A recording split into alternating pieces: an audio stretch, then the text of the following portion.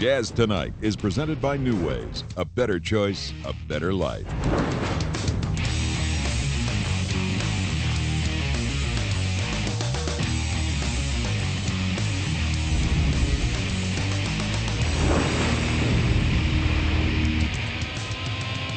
Good evening, welcome to the Delta Center. The view from Sky 2, the fans rolling into tonight's game, looking at the new statue. Karl Malone honored at the plaza, along with John Stockton. Stockton to Malone, forever immortalized out in front of the Delta Center. Former teammates, Jeff Hornacek among those on hand tonight. Look at the crowd. Freebies, get them while they're hot. And our commemorative little bobbleheads and statuettes. Isn't that older colonies? Is that okay? Hey, Payson Curl. The jerseys are up in the rafters. Karl Malone's jersey next to John Stockton's, waiting to be revealed at halftime tonight as the Jazz get ready to face the Washington Wizards. Might as well be the Washington Generals and the Harlem Globetrotters tonight. It has the air of exhibition. It feels more like a party here than a game. A crucial game as the Jazz try to catch the Kings, who are coming in Saturday night for a playoff berth. But it's all about John and Karl tonight, guys. It's all about John and Karl, but then it's one thing that the Washington Wizards are hoping too, that the players get caught up in all this and that the Wizards come in and steal one. Hey, don't sleep. They're 34 and 32 right now, the Wizards are, and obviously they want to take advantage of this night. Do you guys, as former teammates of Karl's, you have great memories, great stories of him that you can share? No. No. You have nothing? It's funny because as players, I don't think you like to reveal a lot of stories about ex-players, what happened.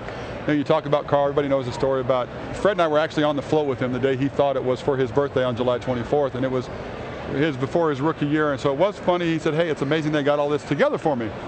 And I looked at him and thought, yeah, it really is. And we let it go because we didn't want to burst his bubble, but I don't know if you have anything. There's a lot of great stories. Yeah.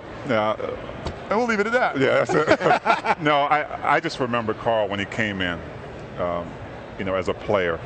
The first free throw I think I ever saw him shoot, had to go there. He shot about 2 feet short, and I'm thinking, they drafted this kid, what?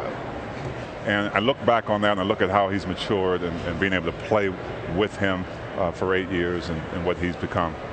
Craig Bolerjack, Ron Boone getting ready to call the game. They are down on the court, and let's go down to them right now, guys. All right, thanks a lot, DJ. Some great stories. Big T, we'll have to talk to you a little bit later to fill us in on a few others. Booner, you've been courtside 15 of 18 years.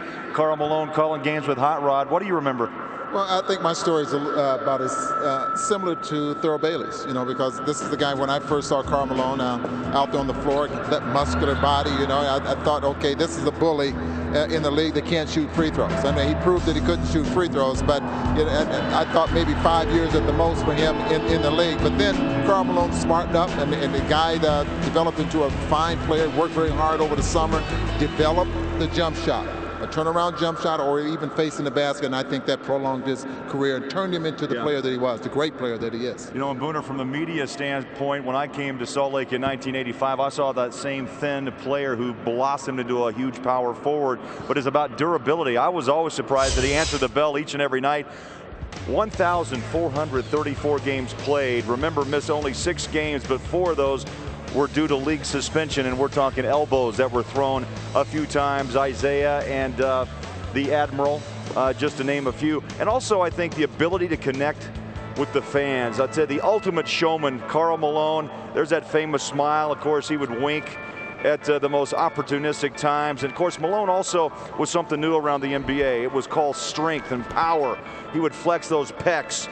It was a love-hate at times, but no Jazz player in my book ever had a better connection with fans, Booner. He just had a magical presence about him, and he knew how to use it. Well, he really did. There was a lot of players and maybe some fans that didn't like him, but would love to have had him on their team. All right, let's take you back upstairs. A big night ahead. Can hardly wait to halftime.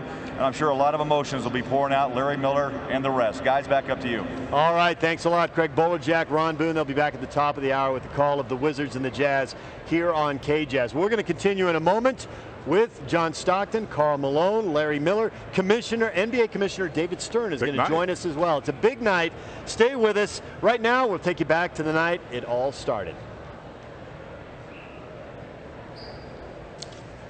Mailman. Are we going?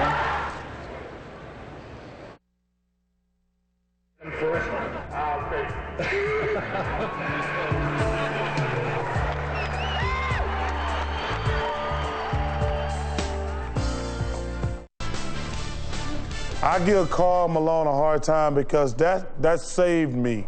I had the worst suit in NBA draft history, but that suit right there saved me.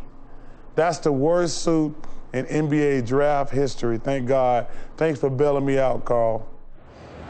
He said it was the worst in NBA That's Charles history. Barkley talking about Karl Malone on draft Do I night. hear something? No. Yeah, that was just Charles lighting you up for the suit on draft night, saying he had the worst one, and you stepped up and saved him. Well, that's the worst thing been said about me. Karl Malone jersey retirement night here at the Delta Center. The Mailman joins us now along with Jazz owner Larry Miller. Are you a little, Karl, does it seem like this is a dream, or does it seem like it's really happening? Everybody's saying nice things about you all day long, huge crowds. Everybody roared when you came over here. There's people hanging off the balcony above us. Well, you want to say warm things about you, but they don't. You can't do nothing about it. But I'm just, you know what? I'm just taking in the moment. I'm living in the moment. Get to see a lot of friends. A lot of friends came from back home. It don't seem. It still seems like I'm still playing, but it's 2 years now, and life is really good. I'm very happy with family here, but just a lot of going on non-stop. Just the schedule, which I've been so proud of not having. And all of a sudden I get thrown into one, but it's been great. It's just been awesome. It's been like I don't know if dream is the right word. It just don't seem real, but this is it. So.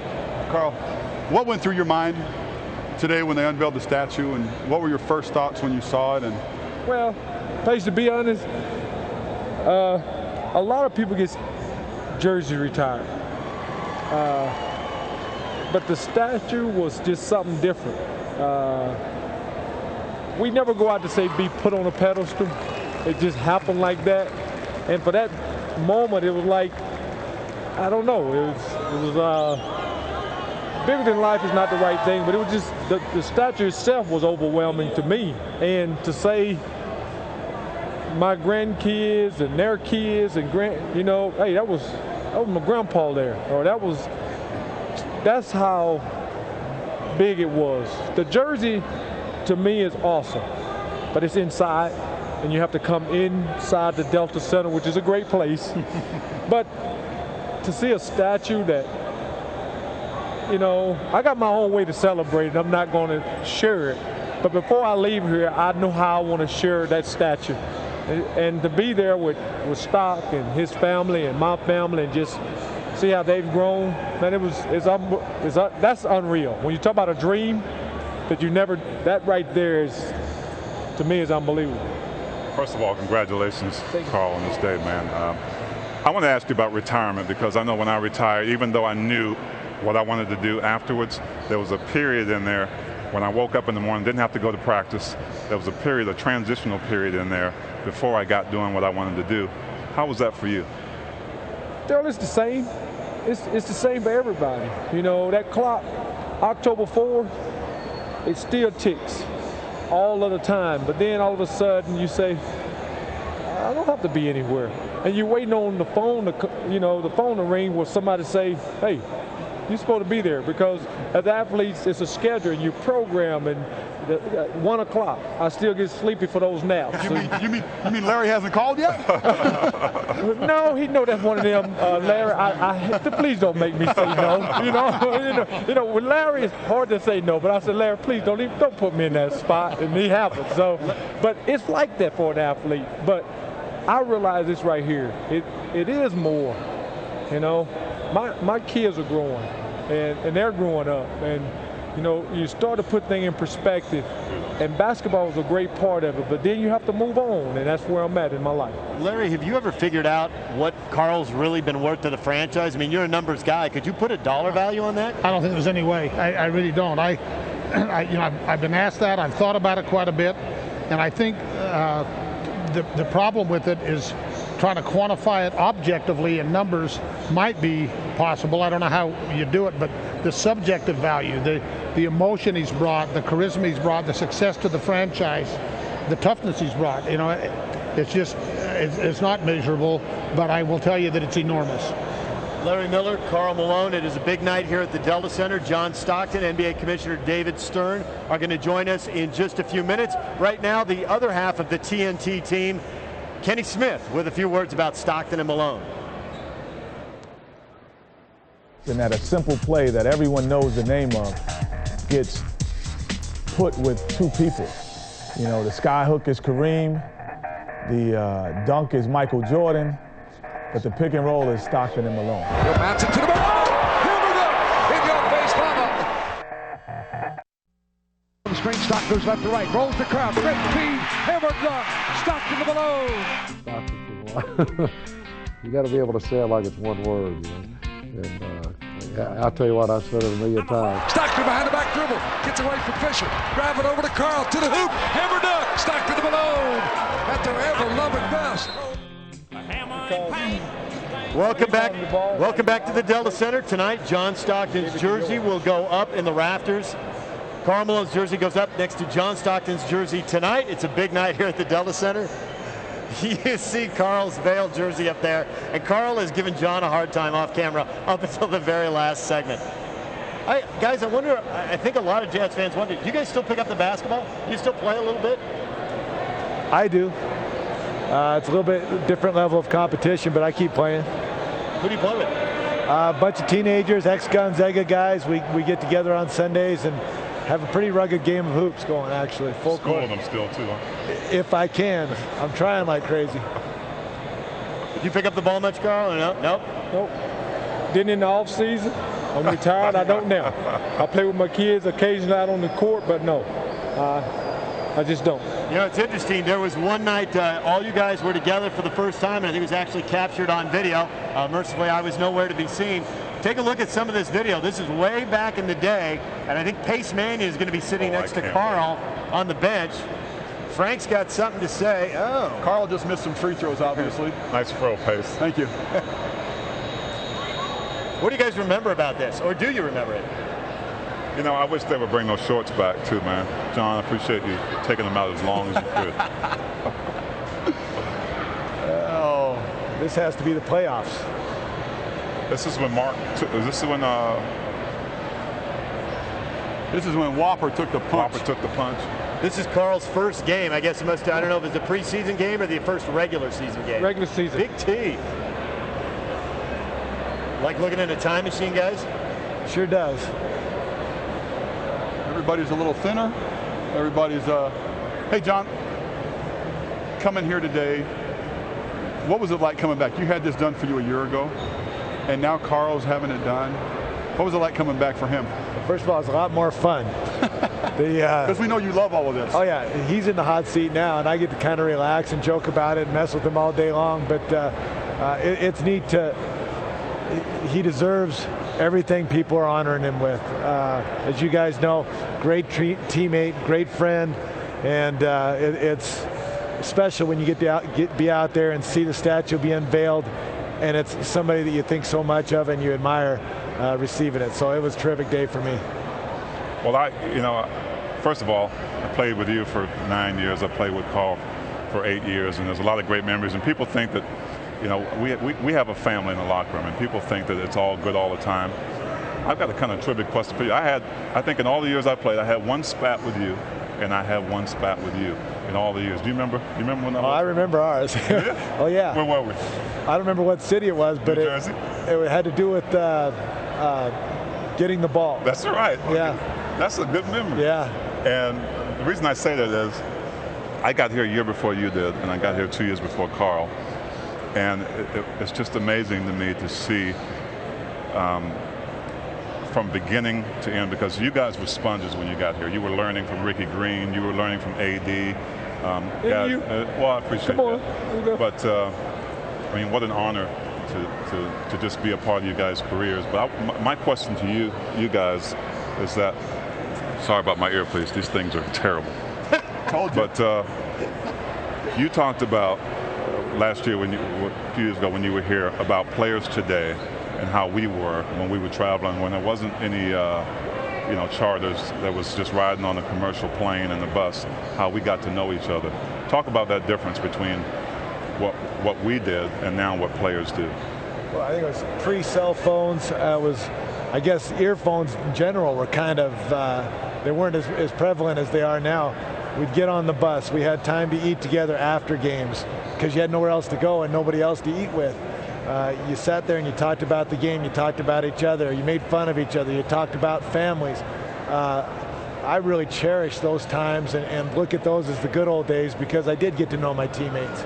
And towards the end of our career, when the cell phones were on the bus all the time, and you're trying to communicate about whatever, maybe it's life, maybe it's a game, maybe it's whatever, and a guy's on the cell phone. I said, you guys are missing so much here.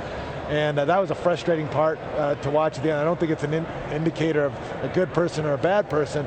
I just lament that it's gone to that, and that these young players miss out on that. That translates to what happens on the court too, doesn't it? Well, I'm going to add on to that too. Back in those days, you could joke about anything. We could joke about each other. We could joke about each other's family. But we respect each other enough that we could do that. Nowadays, you can't talk to a person about what they wearing, let alone anything else. And how many times toward the end of my career that we got on the elevator and here's a kid with his earphones on. If the elevator was ready to fall and the guy came on the PA, they would know it. And you miss so much. But we had a respect for each other that you just don't see it anymore. And you can talk about it any way you want to. It's just that we respect each other's game on the court as well as off the court. And that's one of the biggest differences that I see. If it's possible, enjoy the rest of the night. I know John will. We'll see if you can. A big deal coming up at halftime. I'm proud of this fella right here. He dressed just like this for me. Right now we have Pat Riley, a little bit looking back on Karl Malone and what it meant to the Jazz. Back to the free throw line, right side of the Mailman. Score! Foul to Bar. The thing about both those guys is they didn't talk. They weren't shaking people's hands and they patting the opposition on the butt and picking guys up off the floor and saying hello to coaches. They wanted to win. You were the enemy. I would have liked that one. We're back here live. We heard a lot of reflections from former players who played with Karl Malone. Now we want to hear from some current Jazz men and their remembrances of the Mailman. The first sign of what was to come went up in the morning. Actually, I haven't seen him yet. Then the current Jazz men told us about the first time they intersected with a Karl Malone drive. Oh, I definitely got a couple of bruises from it, but it was nothing serious. We just had a good time, and obviously at that time they were better than we were in Cleveland, so they came away with the victories. He's almost 40 years old, and he's diving for every ball like a young kid. I was like 20 years old at that time. I was like, gosh, how he can do that? I'm 20, and I couldn't run so fast like he did. When he stepped on the floor, he might be upset with me, might be upset with Larry, might be upset with something that's going on, but we stepped on the floor. He's second to none. He was just savvy. I mean, down the stretch of games, he took the game over. Always savvy, always in control, always exuded confidence in his teammates. Just the whole package. And while everyone else gets caught up in remembering the past, the present players still have a playoff chase to worry about. Any pressure tonight? You can't lose on Karl Malone night, can you? We did with Joe Stockton night.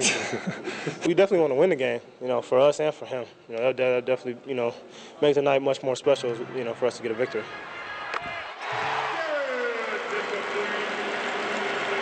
Just to give you an indication of how things have changed in just 2+ years since Karl Malone retired or left the Jazz, just 4 members from those teams remain with the Utah Jazz: Greg Ostertag, Jaron Collins, Matt Harpering, and Andre Karolinko. We'll be back live from the Delta Center in just a moment.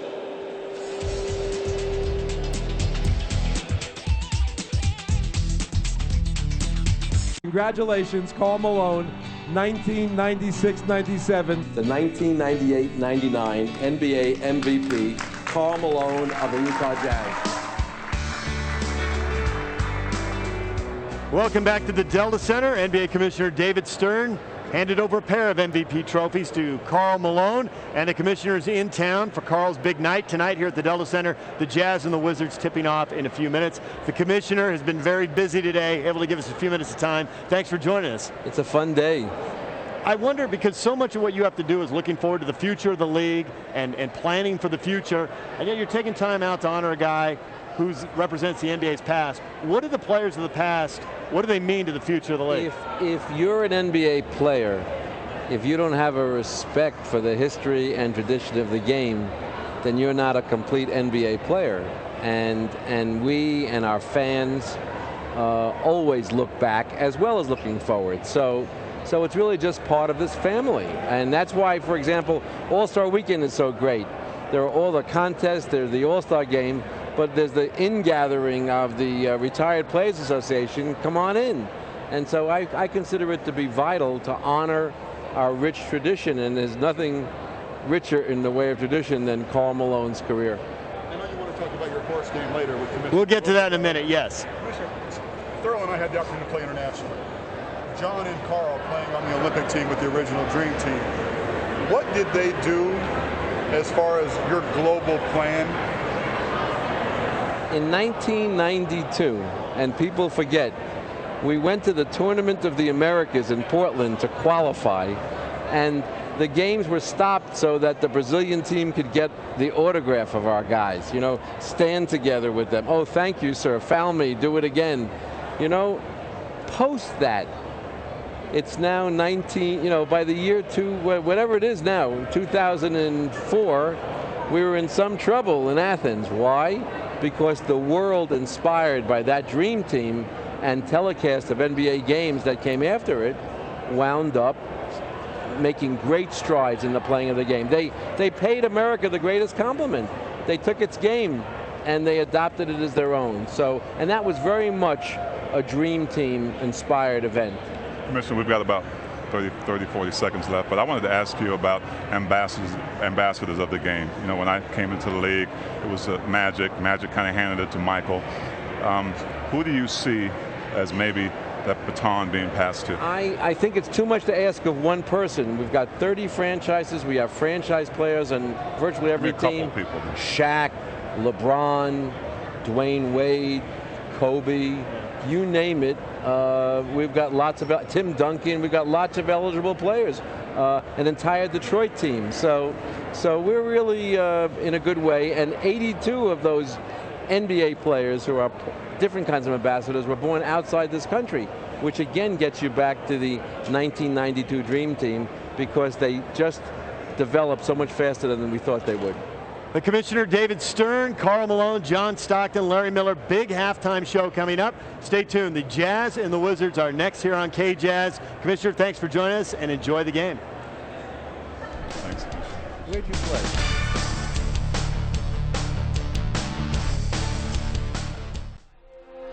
This night belongs to Karl Malone, a small-town kid from Louisiana who would forever change a franchise. The Utah Jazz are very happy to announce that we're going to bring a mailman. We got a lot of rebounds left over. Can you get them for us? I'll take it. From that night on, the mailman would grow into the most dominating power forward the game has ever seen. Congratulations for 2 gold medals. Congratulations for 10 All-Star appearances. Congratulations, Karl Malone, 1996-97. The 1998-99 NBA MVP. Looking for Karl, now he's got him low. Here it is, Karl on a hand scoop. Here it is, the mailman is now the second leading scorer in the history of the game. For 18 seasons, Malone delivered with the number 32 on his back, and tonight that number takes its rightful place next to another future Hall of Famer. It's time to play Jazz basketball. Karl Malone is back in town. It's the mailman's day. And earlier, his deliveries forever cast in bronze for all to see outside the Delta Center. A special moment for Malone, his family, and yes, Jazz fans. And tonight, during halftime, number 32 will be unveiled. Stockton and Malone together again. As the sun sets in Salt Lake City, the silhouette of Karl Malone, forever immortalized in bronze, that was unveiled just after 5 o'clock this afternoon, and forever he'll be alongside his running mate, John Stockton, outside the Delta Center. Inside, a sellout crowd expected for the Jazz and the Washington Wizards. Utah 32-35 on the season. The Wizards roll in at 34-32. Time now for the country music star Neil McCoy and a good friend of Karl Malone's, who will entertain us tonight with the national anthem. Hi, everybody. Welcome back to the Delta Center for NBA basketball. Before player introductions, please rise and honor America, as well as saluting the men and women serving our country. As tonight, 903 recording artist and very close personal friend of the Malone family, Neil McCoy, sings our national anthem. Oh, say, can you see by the dawn's early light what so proudly we hailed at the twilight's last gleaming, whose broad stripes and bright stars through the perilous fight o'er the ramparts we watched were so gallantly streaming, and the rocket's red glare, the bombs bursting in air, gave proof through the night that our flag was still there. Oh, say, does that star-spangled banner yet wave o'er the land of the free and the home of the brave? Ladies and gentlemen, recording artist Neil McCoy with tonight's national anthem. We'll come back to the Delta Center. Stay tuned. Big game, big night. Karl Malone's night in Salt Lake.